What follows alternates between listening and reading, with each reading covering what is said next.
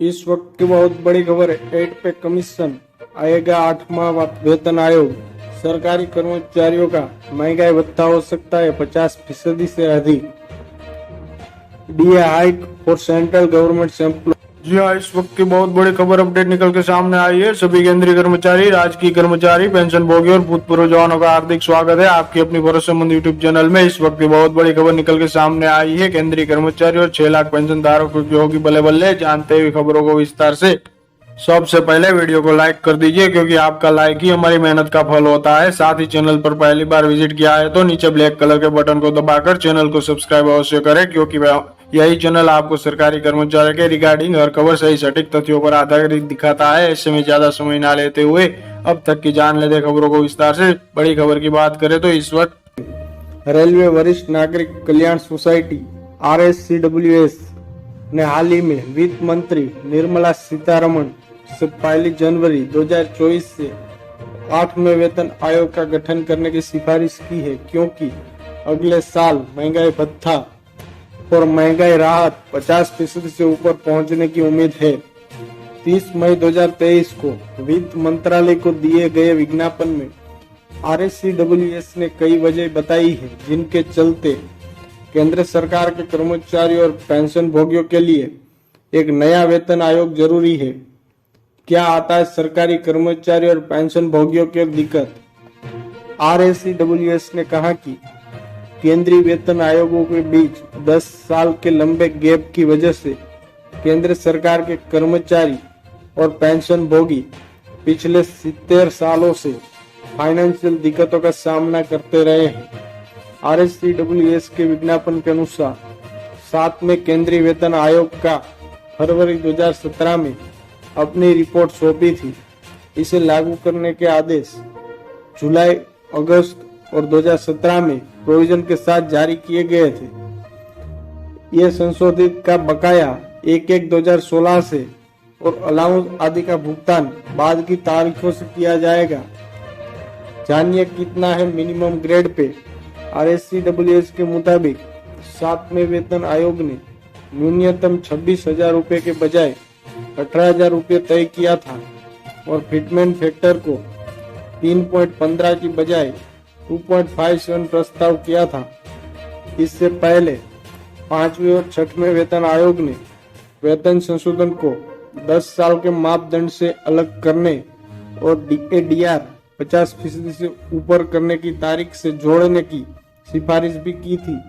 विज्ञापन में आगे कहा था कि वेतन आयोगों की अपनी रिपोर्ट सौंपने में लगभग 2 साल लग रहे हैं और सरकार को उस पर विचार करने और लागू करने में 1 साल या उससे अधिक का समय लगता है। सरकार ने भले ही अब तक 8वें वेतन आयोग को लेकर कोई संकेत नहीं दिया है, लेकिन कर्मचारी गठनों के लेकर मांग उठानी शुरू कर दी है कि एक सोसाइटी ने वित्त मंत्री को पत्र लिखकर पुराने वेतन आयोग की सिफारिश याद दिलाते हुए कहा है कि जल्द ही 8वें वेतन आयोग की जरूरत है। जुलाई में फिर से महंगाई भत्ते की घोषणा का इंतजार कर रहे सरकारी कर्मचारियों के लिए एक और अच्छी खबर है। रेलवे की एक सोसाइटी ने वित्त मंत्री को 8वां वेतन आयोग बनाने का प्रस्ताव भेजा है। कहा है कि सरकार द्वारा कर्मचारी को हितों को ध्यान में रखते हुए 8वें वेतन आयोग गठित करने का समय आ गया है। प्रस्ताव में अगले साल महंगाई भत्ता 50% के पार जाने की बात कही गई है।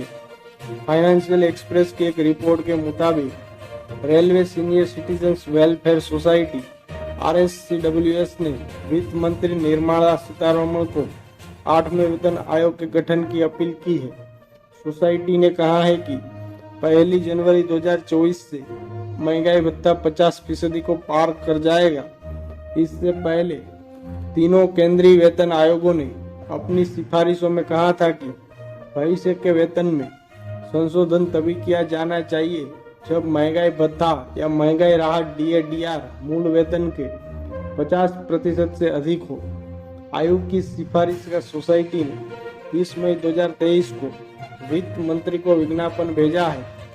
DA में अभी 42% है। केंद्रीय कर्मचारियों का महंगाई भत्ता आखिरी बार मार्च में बढ़ाया गया था, जो 1 जनवरी 2023 से लागू है। इस बढ़ोतरी के बाद प्रभावी डीए 42% हो गया है। अनुमान है कि जुलाई में सरकार फिर से डीए में 4% की बढ़ोतरी करेगी और फिर महंगाई भत्ता मूल वेतन का 40% हो जाएगा। फिर अगले साल जनवरी 2024 में एक बार फिर डीए में 4% की बढ़ोतरी की जाएगी। यह बेसिक सैलरी में 50% के बराबर होगा, यानी वेतन आयोग की सिफारिश के मुताबिक। इसके बाद वेतन समीक्षा और नया आयोग बनाने का समय आएगा। वित्त मंत्री को दिए विज्ञापन में रेलवे सोसाइटी ने वित्त मंत्री को दिए विज्ञापन में कहा है कि महंगाई का असर खत्म करने के लिए वेतन में संशोधन जरूरी है। जनवरी 2024 से महंगाई भत्ता मूल वेतन के 50% तक पहुंच जाएगा और फिर उसके सापेक्ष वेतन की समीक्षा करना जरूरी है। महंगाई भत्ता केंद्रीय कर्मचारियों को दिया जाता है, जबकि महंगाई राहत डीआर केंद्रीय पेंशन भोगियों को दी जाती है। सिर्फ महंगाई भत्ता बढ़ाने ही काफी नहीं है। वित्त मंत्री को सौंपे हुए विज्ञापन में कहा गया है कि जिस तरह से महंगाई बढ़ती जा रही है, सिर्फ डीए या डीआर बढ़ाने ही काफी नहीं है। यह कर्मचारियों के साथ न्याय नहीं कर रहा है। महंगाई भत्ता अब मूल वेतन का 50% तक पहुंच रहा है, इसलिए महंगाई के प्रभाव को नियंत्रित करने और प्रति व्यक्ति आय बढ़ाने के